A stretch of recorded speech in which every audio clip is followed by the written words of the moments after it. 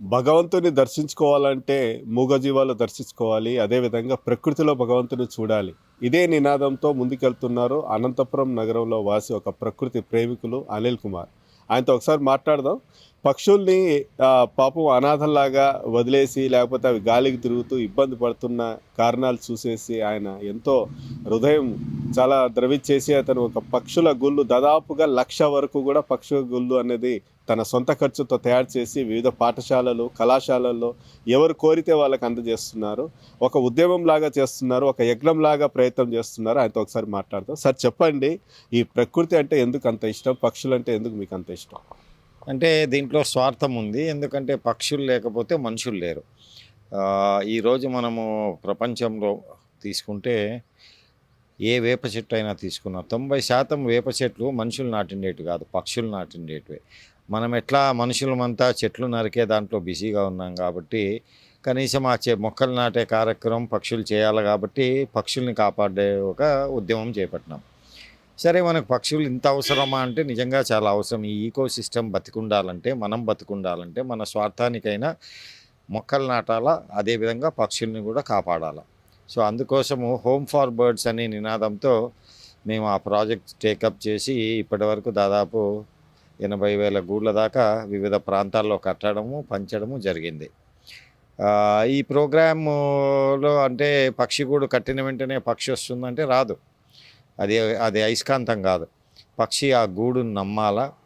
అందుకోసమే దీన్ని వీలైనంత వరకు న్యాచురల్ పద్ధతిలో కన్యాకుమారి, అలపి, కేరళలో వీటిని టెంకాయ పీసు అదేవిధంగా ఫుడ్ పేస్ట్తో తయారు చేయించి పక్షుల్ని ఏ విధంగా దాని న్యాచురల్ గూడు చేసుకునే అలవాటు పోకోకుండా ఇది కేవలం 85% ఫినిష్ అయిన గూడు. మిగతా ఇంటీరియర్ డెకరేషన్ అంతా పక్షి చేసుకుంటుంది. సో దానివల్ల ఏమవుతుందంటే పక్షి తన న్యాచురల్ స్వభావం అంటే గూడు కట్టుకునే స్వభావంకి ఎక్కడా దెబ్బతీయకోకుండా ఒక 80% ఫినిష్ అయిన గూడు మాత్రమే ఇది మనం కడుతున్నాం. మేము కట్టిన దాదాపు 80,000 గూళ్ళల్లో 80% అరౌండ్ 60,000 గూళ్ళల్లో పక్షులు ఇప్పటికి జన్మించినాయి. దాదాపు 2 లక్షల పిచ్చుకలు ఈ పక్షి గూళ్ళలో జన్మించినాయి. సార్, ఇవన్నీ కార్యక్రమాలు చేయడానికి చాలా ఖర్చుతో కూడుకున్న పని. అదేవిధంగా మీకు ఒక టీం కూడా వర్క్ చేస్తున్నారు. మరి ఆ ఖర్చులు ఇవన్నీ ఎలా భరిస్తున్నారు? అదేవిధంగా ప్రజల నుంచి స్పందన ఎలా ఉంది? ప్రజల నుంచి స్పందన చాలా బాగుంది. నేను ఈ హోమ్ ఫార్ బర్డ్స్ 2 సంవత్సరాల క్రితం అనుకున్నప్పుడు కేవలం 5,000 పక్షిగూళ్ళు చేయాలనే దీంతో దిగాం.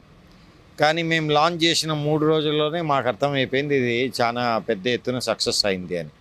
సో 5,000 అనుకొని దిగిన ఈ ప్రాజెక్టు దాదాపు 1,00,000 గూళ్ళు, అంటే మా యావరేజ్ కాస్ట్ ఆఫ్ ప్రతి నెక్స్ట్ వచ్చి దాదాపు రూ. 85. అంటే దాదాపు 85 లక్షల నుంచి 90 లక్షలు ఈ ప్రాజెక్ట్కి ఇన్వెస్ట్ చేసాం. ఖర్చు చేయలేదు మేము. ఎందుకంటే ఈరోజు రేపు పొద్దున నా కూతురో, నా మనవడో, నా మనవరాలో ఈ ఊర్లో వచ్చి ఉండాలంటే ఇక్కడ చెట్లు ఉండాలి, పక్షులు ఉండాలి, ప్రకృతి బాగుండాలి. లేకపోతే వాళ్ళు ఎప్పటికీ ఈ ఊరికి రారు. సో దానికి నేను చేసే ఇన్వెస్ట్మెంట్ ఇది. సో దీంట్లో వాలంటీర్స్ అంటే మా టీం మెంబర్స్ ఎవరైతే ఉన్నారో 18 సంవత్సరాల పిల్లాడి నుంచి దాదాపు 80 సంవత్సరాల ముసలావిడ దాకా, అంటే డాక్టర్లు, professors, software engineers, students, auto rickshaw డ్రైవర్లు, బజ్జీలు వేసుకునే వాళ్ళు అందరూ ఉన్నారు దీంట్లో వాలంటీర్స్గా. ఏ ఒక్కరు కూడా ₹1 తీసుకోరు. అందరూ ఫ్రీగా పక్షుల మీద ప్రేమతో, ప్రకృతి మీద ప్రేమతో ఈ హోమ్ ఫార్ బర్డ్స్ కోసం పనిచేస్తుంటారు. అది నా అదృష్టం అనే చెప్పుకోవాలి. ఎందుకంటే ఇంతమంది వాలంటీర్స్ 2 సంవత్సరాలుగా ఏ ₹1 ఆశించకుండా పక్షుల మీద ప్రేమతో, ప్రకృతి మీద ప్రేమతో పనిచేయడం అనేది చాలా చాలా గొప్ప విషయం. సార్, మీరు ఒకవైపు పక్షులు తర్వాత ప్రకృతి మీద ఇంత అవేర్నెస్ చేస్తూ, ఇంత పోరాటం చేసి ఒక మంచి పచ్చదనాన్ని తీసుకొచ్చే ప్రయత్నం చేస్తున్నారు. అయితే చాలామంది ఇప్పుడున్న ఆధునిక యుగంలో ఉన్న ప్రకృతినే నాశనం చేస్తున్నారు. వారి పట్ల మీ స్పందన ఏంటి? వాళ్ళకి పిలుపు ఏమి ఇస్తారు? అదేవిధంగా ప్రభుత్వం తీసుకోవాల్సిన జాగ్రత్తలు ఏమై ఉంటాయని చెప్తారు? ఈ చెట్లు నరికే వాళ్ళు, ఈ ప్రకృతిని దూషించే వాళ్ళు అంటాను, వీళ్ళు మూర్ఖులు. మనం ఎంత చెప్పినా మనము వాళ్ళని శత్రువులుగా చేసుకోవడం తప్పితే అంతకుమించి లేదని నాకు అర్థమైపోయింది. ఇప్పటివరకు అనంతపురంలో చెట్లు కొట్టేసిన దాదాపు 140 మంది మీద కేసులు పెట్టినాం మేము. నాకు వాళ్ళతో పర్సనల్ శత్రుత్వం ఏం లేదు.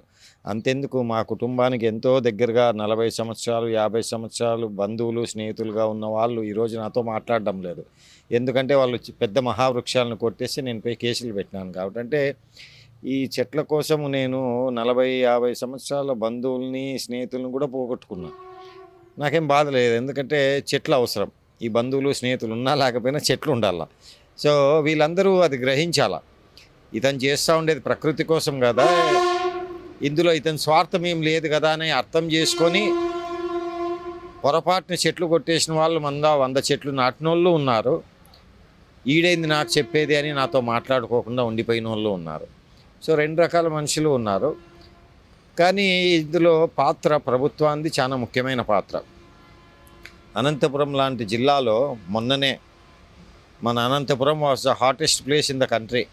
ఆ రోజు రికార్డ్ అయిన టెంపరేచర్ దేశంలో ఏ ఊర్లోనూ లేదు. మరి ఇంత కరువు ప్రాంతము, గ్రౌండ్ వాటర్ లెవెల్ అతి తక్కువ ఉన్న ప్రాంతము, కేవలం 180 కిలోమీటర్ల దూరంలో ఉన్న బెంగళూరులో ఈరోజు ఒక్క చుక్క నీరు కూడా లేని వీడియోలు మనం చూస్తున్నాం. అతి దగ్గరలో అనంతపురం కూడా అదే పరిస్థితి. ఈ పరిస్థితులన్నీ రాకుండా ఉండాలంటే ఎన్ని చెట్లు వీలైతే అన్ని చెట్లు కాపాడుకోవాలా, ఎన్ని లేక్స్ కాపాడుకోవాలా, ఎన్ని చెరువులు కాపాడుకోవాలా, ఇవన్నీ మనం చేయాల్సిన, మనకి ఇంకా టైం ఉంది. సో ప్రభుత్వాలు దీని మీద ధ్యాస పెట్టి కేవలం పేపర్ మీదే లెక్కలు చూపుకోకుండా ఇన్ని లక్షలు, ఇన్ని కోట్ల మొక్కలు నాటినాము అని, ఈ నాటిన మొక్కలు ఎన్ని చెట్లైనా అనేది ఇంపార్టెంట్. దాని గురించి ఎవరు మాట్లాడట్లేదు.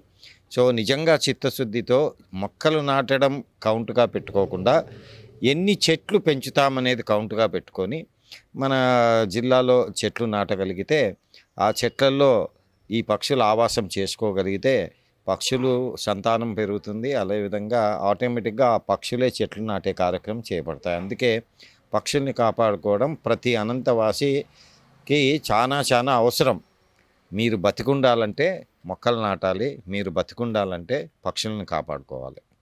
ఇది వీడు చెప్తున్నది. భగవంతుని చూడాలంటే రాతి గుళ్ళలోనే కాకుండా ప్రకృతిలో చూడాలి. అదేవిధంగా ముఖ్యంగా ప్రకృతి పెరగాలన్న ఒక చెట్లు నాటే కార్యక్రమం అనేది ప్రభుత్వంతో సహా ప్రజలందరూ కూడా ముందుకు రావాలని కోరుతున్నారు. అదేవిధంగా పక్షుల్ని మనం కాపాడుకుంటే రాబోయే తరానికి కూడా ప్రజల మనుగడకే ఒక మంచి జరుగుతుందన్నట్టు వీళ్ళు స్ఫూర్తిగా చెప్పడం జరుగుతోంది. ఇదే స్ఫూర్తితోనే ఇంకా పెద్ద ఎత్తున కూడా ఈ కార్యక్రమాన్ని ముందుకు తీసుకెళ్లే ప్రయత్నం కూడా చేస్తామని ప్రకృతి ప్రేమికులు అరుణ్ కుమార్ చెప్పడం జరుగుతోంది. Camera person Anjaneya Prasad, RK Surya, news 360 Anantapur నుంచి.